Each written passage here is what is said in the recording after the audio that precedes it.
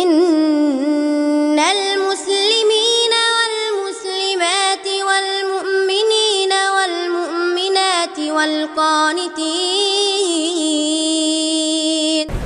السلام عليكم ورحمة الله وبركاته. எல்லாம் வல்ல அல்லாஹ்வின் அருளும் அன்பும் நபிகள் நாயகம் ஸல்லல்லாஹு அலைஹி வஸல்லம் அவர்கள் மீதும் அவர்களின் வழிகாட்டுதல்களை பின்பற்றி வாழ்ந்த சஹாபாக்கள், சஹாபிய பெண்மணிகள், அல்லாஹ் நம்மீது கடமையாக்கிய ஜுமா என்ற தொழுகையை நிறைவேற்றுவதற்காக இங்கு ஒன்று கூடியிருக்கின்ற சகோதர சகோதரிகள், தாய்மார்கள், உங்கள் அனைவரும் மீதும் வல்ல ரஹ்மானின் அன்பும் அருளும் என்றென்றும் நிலவட்டுமாக. நாம் கடந்த ரமலான் மாதத்தை அதிகப்படியான அமல்களை செய்துவிட்டு ஷவ்வாலுடைய மாதத்திலே நாம் அமர்ந்து இருக்கின்றோம். இந்த நேரத்தில் உங்களுக்கு முன்பாக சிறப்புகள் நிறைந்த சுபஹ் தொழுகை என்ற தலைப்பின் கீழ் இன்ஷா அல்லாஹ் சில செய்திகளை நாம் பார்க்க இருக்கின்றோம். ஏன் இந்த தலைப்பு என்றால், இங்கு இருக்கக்கூடிய சகோதர சகோதரிகள் அனைவருக்கும் நன்றாக தெரியும், கடந்த 2 நாட்கள்தான் அந்த ரமலான் மாதத்தை நாம் கடந்துவிட்டு வந்திருக்கிறோம். அந்த ரமலான் மாதத்தில் நம்மளுடைய செயல்பாடுகள் எப்படி இருந்தது? குறிப்பாக இஸ்லாத்தினுடைய 5 பெரும் கடமைகளில் உள்ள ஒரு கடமை, மற்ற கடமைகளை விட கூடுதல் முக்கியத்துவத்தையும் முதன்மையானதும் இருக்கிறது இந்த தொழுகை தான். இந்த தொழுகை விஷயத்தில் நம்மளுடைய கடந்த ரமலான் மாதத்தினுடைய நிலை என்ன என்று ஒவ்வொருவரும் தங்களுக்கு கேள்வி கேட்டீர்கள் என்றால் அதற்கு சிறந்த பதிலாகத்தான் கிடைக்கும். நான் 5 நேர தொழுகை, சுபஹ் தொழுகை முதல் கொண்டு ஜமாத்தோடு தொழக்கூடியவனாக, தொழுகை என்ற வணக்கத்தை கடைபிடிக்கக்கூடியவனாகத்தான் நான் இருந்தேன் 2 நாட்கள் முன்பாக. 1 மாத காலம் அல்லாஹ் நமக்கு கொடுத்த அந்த பயிற்சியை மேற்கொண்டு அந்த பயிற்சிக்கு பின்னால் நம்முடைய நிலை என்ன என்று நாம் இன்றைக்கு பரிசோதித்து பார்த்தோம் என்றால், பல பேருடைய நிலை பயிற்சி பெறாதவர்கள் போலத்தான் இருக்கிறது. இப்படி எத்தனை மாதங்கள் நம்மை கடந்து சென்றாலும், அல்லாஹ் எத்தனை ரமலான் மாதத்தை நமக்கு அன்பளிப்பாக வழங்கினாலும், அந்த மாதத்தின் மூலமாக நாம் பெற வேண்டிய அந்த இறையச்சத்தையும், அந்த இறையச்சத்தின் வாயிலாக நாம் சென்ற வணக்க வழிபாடுகளில் செலுத்திய கவனத்தையும் ஒப்பிட்டு பார்க்கிற பொழுது ஒரு தோற்றத்தை நாமே உருவாக்கி கொடுக்கின்றோம். மக்களுக்கு பேசுவதற்காக வேண்டி பிறர் பேசுகின்ற அளவிற்கு நம்மளுடைய செயல்பாடுகள் இருப்பதை பார்க்கிறோம். நான் தொழுதது அல்லாஹுக்காக அல்ல, ரமலானுக்காக என்ற ஒரு பேருந்தான் நமக்கு கிடைக்கிறது. ஏன்னா அந்த அளவுக்கு தான் நீங்கள் நம்மளுடைய வணக்க வழிபாடுகளில், தொழுகைகளில் கவனம் செலுத்தக்கூடியவர்களுடைய எண்ணிக்கை இப்படி இருக்கிறது. ஆனால் சுபஹ் தொழுகை சம்பந்தமாக இஸ்லாம் ஏராளமான சிறப்புகள் நமக்கு கற்று தந்திருக்கிறது. அதை கேள்விப்படக்கூடியவர் யாராக இருந்தாலும் சுபஹ் என்ற மற்ற தொழுகைகள் விட கூடுதல் கவனத்தை செலுத்தி அந்த தொழுகையில் கலந்து கொள்ளக்கூடிய மக்களாகத்தான் நம்ம இருப்போம். அந்த அளவுக்கு அல்லாஹ் சுபஹ் என்ற தொழுகைக்கான சிறப்புகள் நபிகள் நாயகம் ஸல்லல்லாஹு அலைஹி வஸல்லம் அவர்கள் மூலமாக நமக்கு கற்றுத்தருகிறான். நபிகள் பெருமானார் ஸல்லல்லாஹு அலைஹி வஸல்லம் அவர்கள் நமக்கு சொல்கிறார்கள், அன்ன ரசூலுல்லாஹி ஸல்லல்லாஹு அலைஹி வஸல்லம் வலவ் யஅலமூன மா ஃபில் அத்தமதி வஸ்ஸுப்ஹி, சுபஹ் தொழுகையிலும் இஷா தொழுகையில் உள்ள நன்மைகள் மக்கள் அறிந்து கொள்வார்கள் என்றால் லஅதௌஹுமா வலவ் ஹப்வா, தவழ்ந்தாவது வந்து அந்த இரு நேர தொழுகையில் அவர்கள் கலந்து கொள்வார்கள். மற்ற ஹதீஸ்களில் சீட்டை குலுக்கி போடக்கூடிய நிலைகள் வந்தாலும் அப்படி குலுக்கி போட்டு அவர்கள் அந்த தொழுகையில் கலந்து கொள்வார்கள் என்ற செய்தியையும் நபிகள் பெருமானார் ஸல்லல்லாஹு அலைஹி வஸல்லம் அவர்கள் இந்த தொழுகையை குறித்து அந்த ஃபஜர் நேர தொழுகையில் கலந்து கொள்ளக்கூடிய சிறப்புகளை நமக்கு சொல்கிறார்கள். இது புகாரியில் 2689வது இலக்கத்தில் இடம்பெற்றிருக்கிற ஒரு செய்தி. அப்போ சுபஹுடைய நன்மை நாம் தெரிந்து விட்டோம் என்றால் அந்த தொழுகையில் நமக்கு நடக்க முடியாவிட்டாலும் தவழ்ந்தேடும் வந்து அந்த தொழுகையில் மக்கள் கலந்து விடுவார்கள் என்று சொல்கின்ற அளவிற்கு நபிகள் பெருமானார் ஸல்லல்லாஹு அலைஹி வஸல்லம் அவர்களுக்கு நமக்கு ஒரு சிறப்பை சொல்லித் தருகிறார்கள் என்றால் இந்த சுபஹு நேர தொழுகை குறிப்பிட்ட ஒரு மாதத்திற்கா என்று இங்கே இருக்கக்கூடியவர்கள் யோசிக்க வேண்டும். அல்லாஹ் நமக்கு அந்த தொழுகை குறித்து சொல்கிற பொழுது வஅபுது ரப்பக ஹத்தா யஅதியக்கல் யகீன், உமக்கு யகீன் என்ற அந்த மரணம் வருகின்ற வரைக்கும் உன்னுடைய இறைவனை நீங்கள் வணங்கி கொண்டுதான் இருக்க வேண்டும் என்ற தகவல் அல்லாஹ் அந்த வசனத்திலே நமக்கு சொல்கின்றான். இந்த வசனத்தில் சொல்லப்பட்ட தகவலை போன்றுதான் நம்மளுடைய சுபஹ் தொழுகை அமைந்திருக்கிறதா? இந்த ரமலான் மாதத்தில் நாம் பெற்ற இறையச்சம் என்ன?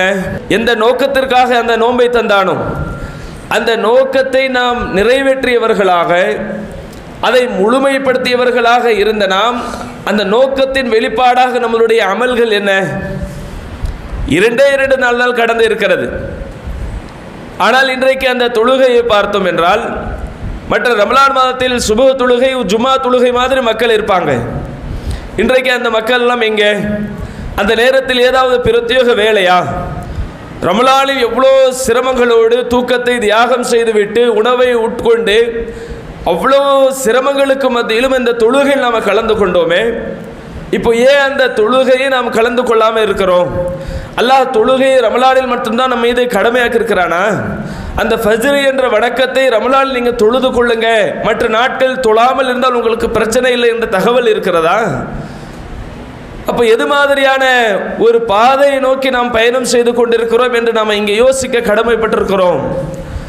ஏனென்றால் இந்த தொழுகையில் கலந்து கொள்ளக்கூடியவர்களுக்கு மலக்குமார்கள் நாளை அல்லாஹ்விடத்தில் சுபஹ் தொழுகையில் கலந்து கொண்ட மக்களை பற்றி அல்லாஹ்விடத்தில் பேசுவார்கள். அஸ்ர் தொழுகையில் ஜமாத்தோடு தொழக்கூடியவர்களுடைய பட்டியலை அல்லாஹ்விடத்தில் அங்கே பேசப்படும் நம்மளுடைய செய்திகள். எந்த அளவுக்கு என்றால் அல் மலாயிகத்து யதஆகபூன, மலக்குமார்கள் இந்த உலகத்தை நோக்கி ஒருவர் பின் ஒருவராக இங்கு வருகை தருகிறார்கள். மலாயிகத்தும் பில்லைல், சில வானவர்கள் மலக்குமார்கள் இரவு நேரத்தில் உலகத்திற்கு வருகை தராங்க. ஓ மலாயிகத்தும் பின்னஹார், சில வானவர்கள் பகல் நேரத்தில் இந்த உலகத்திற்கு வருகை தருகிறார்கள் அல்லாஹ்வுடைய கட்டளைகளை ஏற்று. அப்படி வருகிற அத்தனை வானவர்களும் மலக்குமார்களும் வயஜ்தமிஊன ஃபீ ஸலாத்தில் ஃபஜ்ரி வல் அஸ்ர், அந்த வானவர்கள் இரவு நேரத்தில் இந்த உலகத்திற்கு வந்து கண்காணிக்கக்கூடிய வானவர்களும் பகல் நேரத்தில் உலகத்திற்கு வந்து கண்காணிக்கக்கூடிய வானவர்களும் வயஜ்தமிஊன ஃபீ ஸலாத்தில் ஃபஜ்ரி வல் அஸ்ர், ஃபஜர் நேர தொழுகையிலும் அசர் நேர தொழுகையிலும் அவர்கள் ஒன்று கூடுவார்கள். மலக்குமார்கள் அத்தனை பேரும் ஒன்று கூடுவார்கள். கூடிவிட்டு இரவு நேரத்தில் வந்த வானவர்கள் மீண்டும் அல்லாஹ்விடத்தில் அவர்கள் போவார்கள். பகலில் வந்தவர்கள் இந்த அவர்களுடைய வேலையை முடித்துவிட்டு அவர்களுக்கு அல்லாஹ் எந்த வேலையாக கொடுத்தானோ அதை முடித்துவிட்டு மீண்டும் அவர்கள் போவார்கள். இப்படி போகிற பொழுது அல்லாஹ் அவர்களிடத்தில் கேட்பான், கைஃப தரக்தும் இபாதி, எனது அடியார்களை எந்த நிலையில் நீங்கள் விட்டுட்டு வந்தீங்க என்று அல்லாஹ் நம்மை பற்றி விசாரிப்பான். அப்பொழுது வானவர்கள் பதில் சொல்வார்கள், ஃபயக்கூலுன தரக்குனாகும், அவர்களை நாங்கள் விட்டுட்டு வந்தோம். யுஸல்லூன, அவர்கள் தொழுது கொண்ட இருந்த நிலையில் அவர்களை நாங்கள் விட்டுட்டு வந்தோம். வஅதைனாஹும் யுஸல்லூன, அவர்களிடத்தில் நாங்கள் போகிற பொழுதும் அவர்கள் தொழுது கொண்டிருந்தார்கள். அவர்களை விட்டுட்டு உன்னிடத்தில் வருகிற பொழுதும் அவர்கள் தொழுது கொண்டு இருந்த நிலையில்தான் உன்னிடத்தில் நாங்கள் வந்திருக்கிறோம் என்ற தகவலை வானவர்கள் அல்லாஹ்விடத்தில் சொல்வார்கள் என்ற செய்தி புகாரில 3223வது இலக்கத்தில் இடம்பெற்றிருக்கிறது. அப்போ சுபஹ் தொழக்கூடியவர்களை பற்றி அல்லாஹ் நாளை வானவர்கள்ட்ட ஒவ்வொரு நாளும் விசாரிப்பான். என்னுடைய அடியார்களை, என்னுடைய அப்துகளை எப்படி நீங்கள் பார்த்துட்டு வந்தீங்க? எந்த நிலையில் அவர்கள் இருந்தாங்க என்ற கேள்வி அல்லாஹ் எப்போது கேட்பானா, இந்த ஃபஜர் நேர தொழுகையில் கலந்து கொள்கின்ற மக்களுக்கு தான் அந்த பாக்கியத்தை கிடைக்கும். அசர் நேரத்தில் தொழுகின்ற மக்களுக்கு தான் அந்த பாக்கியத்தை அல்லாஹ் தரக்கூடியவனாக இருக்கிறான். நம்மை பற்றி இந்த உலகத்தை படைத்து பரிபாலித்துக் கொண்டிருக்கிற இறைவன் மலக்குமார்கள்ட்ட கேட்கிறானா, அத்தகைய சிறப்புள்ளவர்களில் அந்த பட்டியலில் நம்மளுடைய பேர் இருக்குமா வேண்டாமா என்பதை நாம தான் முடிவு செய்யணும். ஏன்னா ரமலானில் மட்டும் தொழுது அல்லாஹ் ஏற்றுக்கொள்ள மாட்டான். ரமலானில் மட்டும் நீங்கள் தொழுங்க, அல்லாஹ் அதை விரும்ப மாட்டான். ஏன்? எந்த ஒரு வணக்கத்தை நீங்கள் நிறைவேற்றுவதாக இருந்தாலும் அந்த வணக்கத்தை தொடராகத்தான் செய்யணும். குறிப்பிட்ட நாளுக்காக நான் தொழுகிறேன், குறிப்பிட்ட மாதத்திற்காக நான் என்னுடைய இபாதத்துகளில் ஈடுபடுறேன், எனக்கு மகிழ்ச்சி ஏற்பட்டிருக்கிறது அதனாலே அல்லாஹ்வை நான் வணங்குறேன், எனக்கு கஷ்டத்தையும் சிரமத்தையும் ஏற்பட்டிருக்கிறது அதனால் வணங்க மாட்டேன் என்று சொல்லி ஒரு மாதத்திற்கோ குறிப்பிட்ட நாளுக்கோ குறிப்பிட்ட உங்களுடைய சந்தோஷங்களுக்கோ எந்த ஒரு வணக்கத்தையும் நீங்கள் செய்தீர்கள் என்றால் அல்லாஹ் அதை விரும்ப மாட்டான். அப்போ அல்லாஹ் விரும்பக்கூடிய செயல்பாடுகளில் ஒன்று என்னவென்றால், ஒரு அடியான் அவன் குறைவாக செய்தாலும் அது நிரந்தரத்தோடு நிறைவாக செய்யக்கூடிய அமல்களைத்தான் அல்லாஹ் ஏற்றுக்கொள்வான் என்ற தகவலை நபிகள் பெருமானார் ஸல்லல்லாஹு அலைஹி வஸல்லம் அவர்கள் நமக்கு கற்றுத் தருகிறார்கள். அப்போ சுபுஹ் தொழுகையில் கலந்து கொள்ளக்கூடிய மக்களை பற்றி அல்லாஹ் நாளை மலக்குமாரிடத்தில் விசாரிக்கும் பொழுது அல்லாஹ்வுக்கு தெரியும். ஆனாலும் அதனுடைய சிறப்புகளையும் முக்கியத்துவத்தையும் கொடுப்பதற்காக வேண்டி என்னுடைய அடியார்களை எந்த நிலையில் விட்டுட்டு வந்தீங்க, ஃபஜர் தொழுகையில் கலந்து கொள்ளக்கூடியவர்களுக்கு இந்த பாக்கியத்தை அல்லாஹ் தருகிறான் என்பதை மனதில் ஆழமாக பதிவு செய்யணும். அடுத்ததாக நாம் தொழக்கூடிய அந்த தொழுகைகள், இஷா தொழுகைக்கென்ற சில சிறப்புகள் இருக்கிறது, ஃபஜர் தொழுகைக்கு என்றும் சில சிறப்புகள் இஸ்லாம் சொல்லி இருக்கிறது. அது எந்த அளவுக்கு என்றால், அபூதாவுதில் பதிவு செய்யப்பட்டிருக்கிற ஒரு செய்தி 555வது இலக்கத்தில் நபிகள் நாயகம் ஸல்லல்லாஹு அலைஹி வஸல்லம் அவர்கள் சொல்கிறார்கள், மன் ஸல்லல் இஷா ஃபி ஜமாஅத்தின், யார் இஷா நேரத்துடைய தொழுகையை ஜமாத்தோடு தொழுகிறார்களோ, கான ககியாமி நிஸ்ஃபி லைலா, அவர் பாதி இரவை நின்று வணங்கக்கூடிய நன்மை அல்லாஹ் அவருக்கு தருகிறான். இஷா நேர தொழுகையை நாம் இன்றைக்கு அலட்சியப்படுத்துகிறோம். அந்த நேரத்தில் கலந்து கொள்ளக்கூடிய மக்களுடைய எண்ணிக்கை மிகவும் குறைவு. அந்த நேரத்தில் ஜமாத்தோடு நாம் தொழுகிற பொழுது அல்லாஹ் நமக்கு தரக்கூடிய நன்மை எவ்வளவு என்றால், கானக கியாமி நிஸ்ஃபி லைலா, பாதி இரவு நின்று நாம் வணங்கினால் தொழுதால் என்ன நன்மையோ அந்த நன்மை இஷா தொழுகை ஜமாத்தோடு தொழுகிற பொழுது அல்லாஹ் தருகிறான் என்று நபிகள் பெருமானார் ஸல்லல்லாஹு அலைஹி வஸல்லம் அவர்கள் சொல்லிவிட்டு, ஒமன் ஸல்ல இஷா வல் ஃபஜ்ர், இதே ஃபஜ்ர் தொழுகை ஜமாத்தோடு ஒருவர் தொழுகிற பொழுது கானக கியாமி லைலா, அவர் இரவு முழுவதும் நின்று வணங்கக்கூடிய நன்மை அல்லாஹ் அவருக்கு ஃபஜர் தொழுகை ஜமாத்தோடு தொழுகிறவர்களுக்கு அல்லாஹ் தருகிறான். சுப்ஹானல்லாஹ், எவ்வளோ பெரிய நன்மைகள் தொழக்கூடியவர்கள் பெற்றுக்கொள்கிறார்கள், தொழாதவர்கள் இன்றளவும் இழந்து கொண்டு தான் இருக்கிறார்கள். நினைக்கலாம் ஃபஜ்ரு ரமலானில் தொழுதுட்டோம், ரமலானுக்கு பிறகு பெற்ற பயிற்சி என்ன, அந்த இறையச்சம் எங்கே, எல்லாம் இதில் தான் கேள்வி உள்ளடக்கியாக இருக்கிறது. இறையச்சத்தை கொடுப்பதற்கான நோக்கமே அல்லாஹ்வுக்கு பயந்து தொழுகைகளும் ஈடுபடணும், இபாதத்களும் இருக்கணும், நம்மளுடைய குடுக்கல் வாங்கலும் இறையச்சத்தின் அடிப்படையில் தான் இருக்கணும், உலக வாழ்க்கையும் அப்படித்தான் இருக்கணும். அப்போ இறையச்சத்தை ஒருவரிடத்தில் வந்துவிட்டது என்றால் அவர்கள் இது மாதிரியான தொழுகைகள் கண்டிப்பாக விடமாட்டார்கள். இவ்வளோ தொழுகையை தொழக்கூடிய ஒரு நன்மையை அல்லாஹ் நமக்கு தருகிறான் என்றால், யார் தினந்தோறும் இரவு முழுவதும் தொழக்கூடியவர்களாக இங்கே இருக்கிறோம்? குறைவானவர்கள் தானே. ரமலான்ல இரவு தொழுகை எப்படி தொழுறோம்? முதல் நாள் பள்ளியில் இடமே பத்தாது, இடம் பத்தலை, கொஞ்சம் அங்கிட்டு நில்லுங்க இங்கிட்டு நில்லுங்க, வரிசை கொஞ்சம் சுருக்கிக்கோங்க. ஏன் சொல்கிறோம்? முதல் நாள் அவ்வளோ கூட்டமாக இருக்கும். திரும்ப அந்த கூட்டம் எங்கே பார்க்க முடியும்? 29 கடைசி இரவில் ஒற்றைப்படையில் பார்க்க முடியும். இப்படி தான் நம்மளுடைய இரவு தொழுகையினுடைய தொழக்கூடிய மக்களுடைய ஆர்வம் இருக்கிறது. அப்போ ரமலானிலும் அந்த நன்மை நம்மால் அடைய முடியாது, மற்ற மாதங்களில் அதற்குரிய நன்மைகள் கிடைப்பதற்கான வாய்ப்புகள் நாமே மூடி இழுத்து விடுகின்றோம்.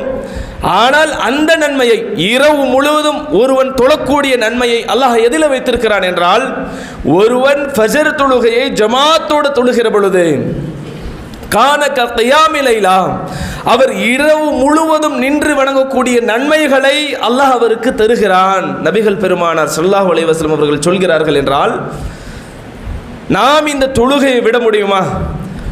மறுமைக்கான நன்மைகளுடைய தேடலில் இருக்கக்கூடிய நாம், மன்னரைகளை சந்திக்கக்கூடிய நாம், இறைவனுடைய விசாரணையை எதிர்பார்த்து உலகத்தில் வாழக்கூடிய நாம், மௌத்தை எதிர்பார்த்து வாழக்கூடிய நாம், இத்தகைய நன்மைகளை அல்லாஹ் தருகிற பொழுது, ஏராளமான நன்மைகள் இந்த ஃபஜர் தொழுகை ஜமாத்தோடு தொழுகிற பொழுது கிடைக்கக்கூடிய அந்த வாய்ப்புகளை நமக்கு வேண்டாம் என்று சொல்லிக் கொண்டு இருக்கின்றோம். எந்த அளவுக்கு இந்த தொழுகை குறித்து அறிவிப்பு செய்யப்படுகிறது? இங்கே இருக்கக்கூடியவர்களுக்கு எல்லாருக்கும் நன்றாக தெரியும். ஃபஜர் நேர தொழுகையில பாங்கில என்ன சொல்லப்படுகிறது? அஸ்ஸலாத்து கைரும் மினன் நௌம், தொழுகை தூக்கத்தை விட மேலானது, சிறந்தது. இங்கே இருக்கக்கூடிய எல்லா மக்களும் கேட்கிறார்கள். இங்கே இருக்கக்கூடிய பள்ளிவாசல்களுடைய மோதினார்களுடைய அந்த பாங்கினுடைய வாசகங்கள் நம்ம கேள்விப்பட்டு கொண்டு தான் இருக்கிறோம். அந்த வாசகத்திற்கு உண்மையான பொருளை எப்போ தரும்?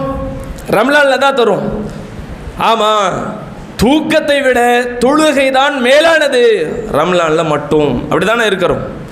ரம்லான் கடந்து விட்டால் அந்த அரபி வாசகத்திற்கு வேற அர்த்தத்தை தரும். எப்படி? அஸ்ஸலாத்து கைரும் மினன் நௌம், தூக்கத்தை விட தொழுகை மேலானது அல்ல, தொழுகையை விட தூக்கம் எங்களுக்கு மேலானது. வாயால சொல்ல மாட்டோம், நம்மளுடைய தூக்கத்தில் மிகைத்து விட்டதனால் சொல்கின்றோம். வாங்க கேட்போம், அலாரத்தையும் கரெக்டாக வைப்போம்.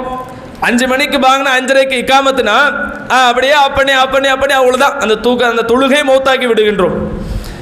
ரமலானுக்கு ஒரு அர்த்தத்தை தருகின்றோம்.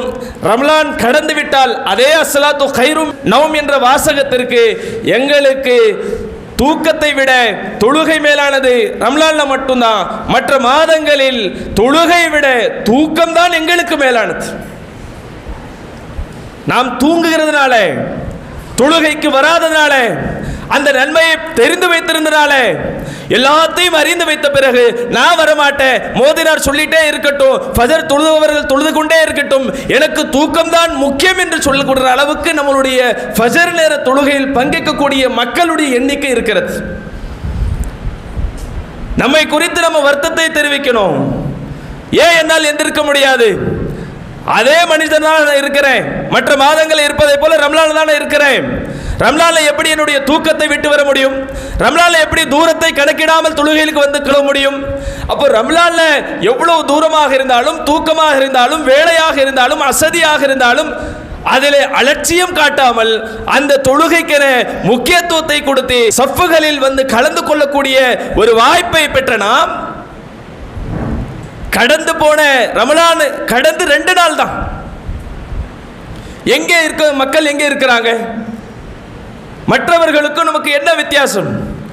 வாய்களால் அல்லாஹும் அல்லாஹுடைய தூதரும் தான் என்று பேசக்கூடியவர்கள், எல்லா விஷயங்களும் நபிகளாருடைய முன்மாதிரியை மக்களிடத்தில் கொண்டு போய் சேர்க்கக்கூடியவர்கள், எது பேசினாலும் குர்ஆனையும் ஹதீஸையும் எடுத்து வாதாடம் செய்யக்கூடியவர்கள், தொழுகை நபிகளாருடைய முன்மாதிரி இல்லையா? அல்லாஹ்வுடைய தூதருக்கு நடக்க முடியாம, அமர முடியாம இருக்கிற அந்த நேரத்திலும் கூட 2 நபித்தோழர்களுடைய தோல் புஜங்களில் சாய்ந்தவர்களாக, தொங்கியவர்களாக தொழுகையில் வந்து கலந்து கொண்டாரே நபிகள் நாயகம். அந்த முன்மாதிரி எங்கே இருக்கிறது? அந்த முன்மாதிரி ஏன் மாற்றி அமைக்கின்றோம்? ரமலான்ல மட்டும்தான் முன்மாதிரி. ரமலான் கடந்து விட்டால் எனக்கும் எதையும் பெருசில்லை, எந்த வணக்க வழிபாடுகளில் ஆர்வம் இல்லை, கவனம் இல்லை. மீண்டும் அதே பழைய நிலைக்கு நாம் திரும்பி விடுகின்றோம். அதனால தான் அல்லாஹ் ஒவ்வொரு வருடத்திலும் ஒரு மாதத்தை நமக்கென்று தேர்வு செய்து, ஒரு சிறு குழந்தைக்கு தருகின்ற பயிற்சியை விட கூடுதல் முக்கியத்துவத்தை கொடுத்து, முதல் நாள் ரம்லான்ல கொஞ்சத்தை அவன் மாற்றிக்கொள்வான், தொழுகையில் கவனத்தை கொண்டு வருவான். இப்படி ஒவ்வொரு நாளும் 1 நாள், 2 நாள், 3 நாள், 10 நாள், 20 நாள், 30 நாளாக, 29 நாளாக பயிற்சி பெற்ற நாம், பயிற்சியை பெற்ற பிறகு நாம் அதிலிருந்து வெளியே வந்த பிறகு நம்மளுடைய நிலை என்ன? தொழுகைக்கு மட்டும் பார்க்காதீங்க, எல்லா விஷயத்திலும் பாருங்க. என் பேச்சில் எங்கே இறையச்சம் இருக்கிறது? நான் நடந்து கொள்கின்ற முறைகளில் எங்கே இறையச்சம் இருக்கிறது? என்னுடைய தொழுகையில் அந்த பேணுதல் எங்கே காணாமல் போய்விட்டதே. 2 நாள்ல நம்மளுடைய நிலை இப்படி என்றால், நம்மளுடைய பேட்டரி டவுன் ஆகிவிட்டது என்றால், அடுத்தடுத்த வரக்கூடிய மாதங்களில் நம்மளுடைய வணக்க வழிபாடுகளுடைய நிலை என்ன என்று யோசித்து பாருங்க. ஒவ்வொருவரும் இங்கே இருக்கக்கூடியவர்கள் சிந்திக்க கடமைப்பட்டிருக்கிறோம். ஏன் நம்ம அப்படி இருக்கிறோம்? அல்லாஹ் நமக்கு அப்படி காட்டி தந்திருக்கிறான். அதான் வழிமுறையா? இஸ்லாத்தில் அந்த வழிமுறை தான் நமக்கு சொல்லப்பட்டிருக்கிறதா? ஏன் அல்லாஹ் பேசுகிறான், வஅபுது ரப்பக ஹத்தா யாத்தியக்கல் யகீன், உங்களுக்கு மவுத் வருகின்ற வரைக்கும் தொழுங்க. ஏன் சொல்லணும்? அவ்வலுமா யுஹாசபு பிஹில் அப்து யௌமல் கியாமா, ஒரு அழியானிடத்தில் வணக்க வழிபாடுகள் விஷயத்தில் முதலாக கேள்விப்படக்கூடிய இடத்தில் இருக்கக்கூடியது அஸ்ஸலாஹ், தொழுகைதான். எந்த தொழுகையை குறித்து அலட்சியம் காட்டுகின்றோமோ அந்த தொழுகையை குறித்து தான் அல்லாஹ் விசாரிப்பான். உன் தொழுகை எப்படி இருந்தது? நமக்கு முன்னால் பதிவேட்டு வச்சிருவா, முன்னாடி இக்ரா கிதாபக் படிப்பா, கஃபா பினப்சிகல் யௌம அலைக ஹஸீபா, நீயே படித்து இந்த புத்தகத்தில் இருப்பதற்கு, நீயே தீர்ப்பளிப்பதற்கு போதுமானவன். உன் நிலை என்ன என்பது நீயே முடிவு செய்து விடலாம். இக்ரா, படி, புத்தகத்தை படி. உலகத்தில் உன்னை சம்பந்தப்பட்ட தொழுகை பற்றி அங்கே எழுதப்பட்டிருக்கும், உன்னுடைய நற்காரியங்களை குறித்து அங்கே பதிவு செய்யப்பட்டிருக்கும், உன்னுடைய தீமையை குறித்து பதிவு செய்யப்பட்டிருக்கும், உன்னுடைய உலக வாழ்க்கையினுடைய ஒவ்வொரு நிமிடத்தினுடைய ஒவ்வொரு நொடியில நீ செய்யக்கூடிய அத்தனை விஷயங்களும் பதிவு செய்யப்பட்டிருக்கிற இந்த புத்தகத்தை இக்ரா, நீ படி. கஃபா பினப்சிகல் யௌம அலைக ஹஸீபா, இன்றைய நாள் அதை படித்து நீயே உனக்கான தீர்ப்பை சொல்லிக் கொள்ளலாம். நீயே போதுமானவன். மற்றவர்கள் ஆமா இவன் தவறு செஞ்சிருக்கிறான், இந்த புத்தகத்தில் இவனுக்கு எதிராக அநியாயம் செய்யப்பட்டிருக்கிறது, எதுவுமே பேச வேண்டாம். நீயே உன்னுடைய லட்சணத்தை, உன்னுடைய செயல்பாடுகளை புரட்டி பார்த்து நான் இப்படிதான் இருந்தேன் என்று உன்னுடைய மனசாட்சியை தொட்டு நீயே முடிவு செய்யக்குள்ள அளவிற்கு அல்லாஹ் நாளை மறுமையில ஒவ்வொரு மனிதனுக்கும் அவனுடைய ஏடுகளை அங்கே வழங்குவான். நபிகள் பெருமானார் ஸல்லல்லாஹு அலைஹி வஸல்லம் அவர்கள் சொல்கிறார்கள், இந்த சுபஹ் நேர தொழுகையில எந்த அளவுக்கு நமக்கு அல்லாஹ் பாக்கியங்களை தருகிறான் என்றால், மன் ஸல்லா ஸலாத்த சுப்ஹி, யார் சுபஹ் தொழுகை தொழுகிறார்களோ, ஃபஹுவ ஃபீ ஸிம்மத்தில்லாஹ், அவர்கள் அல்லாஹ்வுடைய பொறுப்பில், பாதுகாப்பில் வந்து விடுகிறார். எவ்வளவு பெரிய சிறப்பை அல்லாஹ் சுபஹ் தொழுகை ஜமாத்தோடு தொழுகிற ஒரு மனிதனுக்கு அல்லாஹ் தருகிறான் என்றால், இந்த வாய்ப்பை தினந்தோறும் தொழாதவர்கள் இழந்து கொண்டுதான் இருக்கிறார்கள். அல்லாஹ் சொல்றான், நான் உன்னை பாதுகாப்பு தரேன், ஏன் பாதுகாப்புல உன்னை ஒரு அடியானாக நான் ஏற்றுக்கொள்கிறேன் என்று அல்லாஹ்வே வருகிற பொழுது நாங்கள் சொல்கின்றோம், எனக்கு உன் பாதுகாப்பு வேணாம். தொழுனா அதான அர்த்தம். அல்லாஹ் தரா, நீ சுபஹ் ஜமாத்தோடு தொழுகிற பொழுது உனக்கான நன்மையை என்னுடைய பொறுப்பில் உள்ளவனாக நான் ஆக்கிக் கொள்கிறேன். அல்லாஹ்வுடைய பாதுகாப்பு கிடைக்கிறது எவ்வளவு பெரிய மேலு. உலகத்தில் எதுவுமே வேண்டாம். என் உணவுக்கு, என் ரிஸ்க்கு, என் வாழ்வாதாரத்திற்கு, என்னுடைய நன்மைகளுக்கு, என் தீமைக்கு, என்னுடைய அனைத்து விஷயங்களுக்கும் அல்லாஹ் பாதுகாப்பான் என்றால், அதை விட வேற சிறந்த செக்யூரிட்டி, பாதுகாப்பு உலகத்தில் வேற எவனாலும் தர முடியுமா? இந்த பாதுகாப்பை நாம் இழந்து கொண்டிருக்கிறோம். தொழுகிறவர்களுக்கு பிரச்சனை இல்ல, தொழாதவர்கள் யாரெல்லாம் இருக்கிறார்களோ தொழுது கொள்ளுங்கள். சுபஹ் தொழுகை நீங்கள் தொழுகிறீர்கள் என்றால் அல்லாஹ்வுடைய பாதுகாப்பு உங்களுக்கு கிடைக்கும். இன்னொரு சிறப்பை நபிகள் பெருமானார் ஸல்லல்லாஹு அலைஹி வஸல்லம் அவர்கள் ஒரு திருமறை குர்ஆனுடைய வசனத்தை ஓதி காட்டி சொல்கிறார்கள், இன்ன குர்ஆனல் ஃபஜ்ரி கான மஷ்ஹூதா, ஃபஜ்ர் நேர தொழுகையிலே இமாம் ஜமாத்தோடு நாம் வந்து நிற்கிற பொழுது தூக்கத்தை கலைத்து விட்டு, அது சிரமம் தான், அதையெல்லாம் தாண்டி வந்து நிற்கிற பொழுது இமாம் ஓதுகின்ற சுபஹ் நேர தொழுகையில் அந்த குர்ஆன் நாளை மறுமையிலே இந்த தொழுகையில் கலந்து கொண்டவர்களுக்கு சாட்சியாக அல்லாஹ்விடத்தில் பேசும். யாராவது பேசுவாங்களா? நம்மளுடைய தாய் தந்தை வந்து பேசுவாங்களா? மனைவி மக்கள் பேசுவாங்களா? நம்மளுடைய உற்றார் உறவினர்கள் நமக்காக வந்து அல்லாஹ்விடத்தில் வந்து பேசுவாங்களா? ஆனா ஒட்டுமொத்த உலக மக்கள் திரண்டு இருக்கிற அந்த நாளில் என்னுடைய நிலை என்ன, ஏன் நிலை என்ன ஆகும், ஏன் நிலை என்ன ஆகும், நான் சொர்க்கமா நரகமா என்று இருக்கிற பொழுது யாரும் நமக்காக வாய் திறந்து பேச முடியாத அந்த நாளில் சுபஹ் தொழுகையில் நாம் அந்த ஜமாத்தோடு கலந்து கொள்ளுகிற அந்த நேரத்தில் இமாம் ஓதுகின்ற அந்த ஓதுதலை குர்ஆனை ஒவ்வொரு மனிதன் கேட்கிற பொழுது நாளை மறுமையில இந்த குர்ஆன் அந்த மனிதனுக்கு அல்லாஹ்விடத்தில் சாட்சி செய்யும், பரிந்துரை செய்யும் என்றால் இந்த ஒரு நன்மை இழந்து கொண்டிருக்கிறோமே. அப்ப எப்படி குர்ஆன் ஹதீஸை பேச முடியும்? எந்த அளவுக்கு இன்றைக்கு நம்மை கவனிக்கிறார்கள் என்றால், ஏகத்துவத்தை போய் பேசுறோம், இணை வைக்கக்கூடியவர்கள்ட்ட பேசுறோம். நடந்த சம்பவம் இது. இதுதான் இஸ்லாம். அல்லாஹ்வையும் அல்லாஹ்வுடைய தூதரை தான் பின்பற்றணும், தாயத்து தகடு எதுவும் இருக்கக்கூடாது. ஒருத்தர் பிரச்சாரம் செய்கிறார். அவர்கிட்ட எதிர்த்தரப்பில் இருக்கக்கூடியவர் கேட்கிறார், சுபஹ் தொழுதியா? இல்ல. போய் தொழுதுட்டு வா. பேச முடியுமா? தொழுகை இல்லை. அப்புறம் நீங்க ஏகத்துவத்தை சொல்லி அல்லாஹ் ஒருவன் மாற்று கருத்து அல்ல. ஆனால் உங்களிடத்தில் எது மறுமையில் நாளை விசாரிக்கப்படுமோ, முதல் கேள்வி வணக்க வழிபாடுகளில் இபாதத்களில் தொழுகை குறித்து அல்லாஹ் பேசுகிறானோ, அந்த தொழுகையில் அலட்சியம் செய்து அதை தொழாமல் அல்லாஹ்வுடைய பாதுகாப்பை இழந்து கொண்டு அந்த தொழுகையில் பங்கெடுக்காமல் குர்ஆன் நமக்கு சாட்சி சொல்லக்கூடிய அந்த வாய்ப்பையும் இழந்து கொண்டு நான் ஏகத்துவவாதி என்று மார்பை தூக்கி கொண்டு இருப்பது அழகல்ல. தொழணும். அவ்வளவு சிறப்புகள் அல்லாஹ் நமக்கு தந்திருக்கிறான். இங்கே இருக்கக்கூடிய எல்லா மக்களுக்கும் நன்மைகள் தான் தேவை. அந்த நன்மை அள்ளி தரக்கூடிய இந்த ஃபஜர் நேர தொழுகையில் நாம் பின்தங்கியவர்களாக, அலட்சியத்தை காட்டக்கூடியவர்களாக, ஒரு மாதத்திற்கு மட்டுமான தொழுகையாக ஒரு தோற்றத்தை உருவாக்கிவிட்டோம் என்றால் அது அல்லாஹ்வுக்கு விருப்பமானது அல்ல. அல்லாஹ் அதை விரும்பக்கூடியவனாகவும் அல்ல. இழப்பை சந்திக்கக்கூடியவர்களாக நீங்கள் இருக்கிறீங்க. எந்த அளவுக்கு என்றால் கவனமாக கேளுங்க. சுபஹ் தொழுகை தொழுதால் மன ரீதியான மாற்றங்கள் என்ன, அதை ஒவ்வொரு அடியானும் தெரிந்து கொண்டால் இன்ஷா அல்லாஹ் இனிமேல் நம்மளுடைய வாழ்க்கையில் ஃபஜர் தொழுகை விடவே மாட்டோம். நபிகள் பெருமானார் ஸல்லல்லாஹு அலைஹி வஸல்லம் அவர்கள் சொல்கிறார்கள், ஃபைன் சொல்ல, யார் ஒருவன் சுபஹ் தொழுகை தொழுகிறார்களோ, தொழுகிற மனிதனுக்கு அவனுடைய உடலில் ஏற்படக்கூடிய மாற்றங்கள் என்னவென்றால், ஃபஅஸ்பஹ நஷீதன் தொய்யிபன் நஃப்ஸ், அவர் மகிழ்வுடனும் மன அமைதியுடனும் காலை பொழுதை அடைவார். சுபஹ் தொழுகை தொழுதால் ஒரு மன நிம்மதி, அமைதி, மகிழ்ச்சி. ஏன்? எழுந்த உடனே இறைவனை வணங்கி விட்டோம் என்ற சந்தோஷம் இறைவன் இயற்கையாக ஏற்படுத்துகிறான்.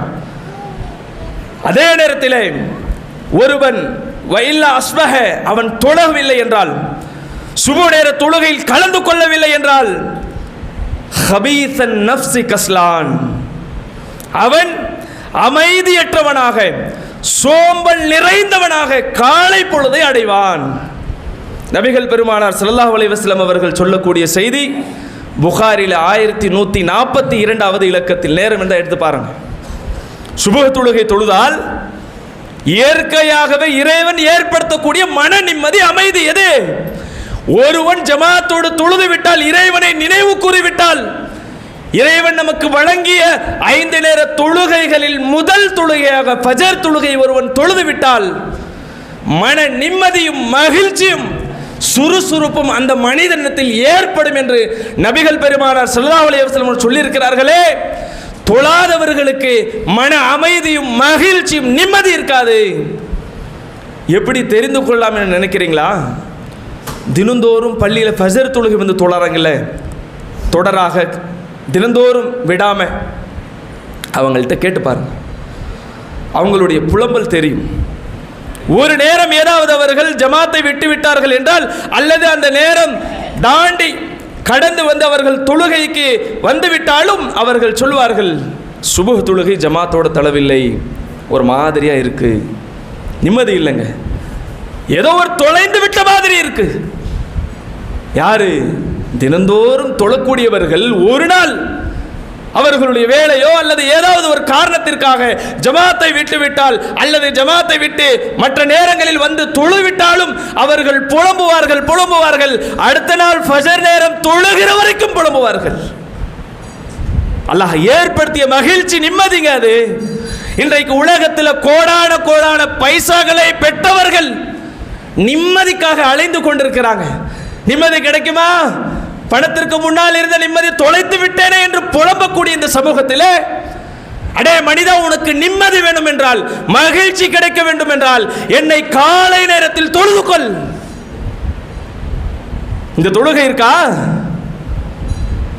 நம்மளுடைய பிரச்சாரத்திற்கு தடையாக இந்த தொழுகை இருக்கிறது. தொழாதவர்களுடைய நிலை, நிம்மதி இல்லாம இருக்கிறோம், மகிழ்ச்சி இல்லாம இருக்கிறோம். அப்ப அத்தகைய மகிழ்ச்சியும் மன நிம்மதியும் அமைதியும் இன்னும் அல்லாஹ்வுடைய தூதர் சோம்பேறிகளாக மாறிவிட்டாங்க. நிறைய பேர் பார்க்குறோம். தொழாதவன் காலையில் அவன் எழுந்துச்சு பாருங்க, அப்படியே ஏதோ ஒரு நாள் 2 நாள் 3 நாள் வேலை செஞ்சு எப்படி அவன் இருப்பான் அந்த மாதிரி இருப்பான்.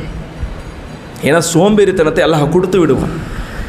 இப்போ காலை நேரத்திற்கான இத்தனை சிறப்புகள் வாய்ந்த இந்த ஃபஜர் தொழுகை, சுபஹ் நேர தொழுகை, நாம் இறைவனை சந்திக்க இருக்கிறோம் என்பதை மனதில் ஆழமாக பதிவு செஞ்சுக்கோங்க. இங்கே தொழப்படுகின்ற தொழுகை தான் நமக்கானது, மறுமையில் வரும். இங்கே செய்யக்கூடிய அமல்கள் மட்டும்தான் நமக்கானது வரும். அது ரமலான்ல செய்யப்படக்கூடியதல்ல. என் நேரத்திலும் மௌத்தை சந்திக்கின்ற வரைக்கும், அல்லாஹ் நமக்கு நிர்ணயித்த நேரம் வருகின்ற வரைக்கும், காலக்கெடுவை நிர்ணயம் செய்யப்பட்ட பிறகு அல்லாஹ் எனக்கு வாய்ப்பு கொடு என்று கதறினாலும் கத்தினாலும் கூச்சலிட்டாலும் கையேந்தி அல்லாஹ்வுடைய மன்றத்திலே நீங்கள் மன்றாடினாலும் மீண்டும் அந்த வாய்ப்பு அல்லாஹ் உங்களுக்கு தரமாட்டான். ஃபீமா தரக்துக்கல்லா, ஒருபோதும் உங்களுக்கு தரமாட்டேன். நன்மை செய்வதற்கோ தொழுவதற்கோ எதுவாக இருந்தாலும் சரி. அப்போ இந்த ரமலானை நினைவுபடுத்தி பாருங்கள், நம்மளுடைய தொழுகை எப்படி இருந்தது, அந்த பேணுதல் எங்கே? உலாயிக ஹுமுல் வாரிசூன், அல்லாஹ் சொர்க்கத்திற்கு சில வாரிசுகளை நியமனம் செய்கிறான். யாரை தெரியுமா? அல்லதீன யரிசூனல் ஃபிர்தௌஸ், ஜன்னத்துல் ஃபிர்தௌஸுக்கு வாரிசு யார் தெரியுமா? இந்த உலக வாழ்க்கையில் தொழுதவர்களுக்கு அந்த பொறுப்பை தருகின்றான். சொர்க்கத்துக்கு வாரிசு ஜன்னத்துல் ஃபிர்தௌஸ். அல்லாஹ்வுடைய தூதர் சொன்னாங்களே, நீங்கள் சொர்க்கத்தை கேட்பதாக இருந்தால் உயரிய சொர்க்கமாக இருக்கக்கூடிய ஜன்னத்துல் ஃபிர்தௌஸை கேளுங்க. அந்த ஜன்னத்துல் ஃபிர்தௌஸ்க்கு வாரிசு யார்கள் என்றால், சூரத்துல் முஃமினூன், குர்ஆனுடைய 23வது சூராவில் 9, 11 அந்த வசனத்தை எடுத்து பாருங்க. உலாயிக ஹுமுல் வாரிசூன் அல்லதீன யரிசூனுல் ஃபிர்தௌஸ் ஹும் ஃபீஹா காலிதூன். அவர்கள்தான் அந்த ஜன்னத்துல் ஃபிர்தௌஸ்க்கு வாரிசானவர்கள், அவர்கள் அதில் நிரந்தரமாக இருப்பார்கள். அப்போ நாம் கடந்த ரமலானில் எப்படி இருந்தோம் என்பதை நமக்கான ஒரு சுய பரிசோதனை செய்து கொண்டு தொழுகைகளிலும் மற்ற வணக்க வழிபாடுகளில் கூடுதல் கவனத்தை செலுத்தக்கூடிய நன்மக்களாக வல்ல ரஹ்மான் உங்களுக்கும் எனக்கும் அருள் புரிவானாக. அஸ்ஸலாமு அலைக்கும் வரஹ்மத்துல்லாஹி.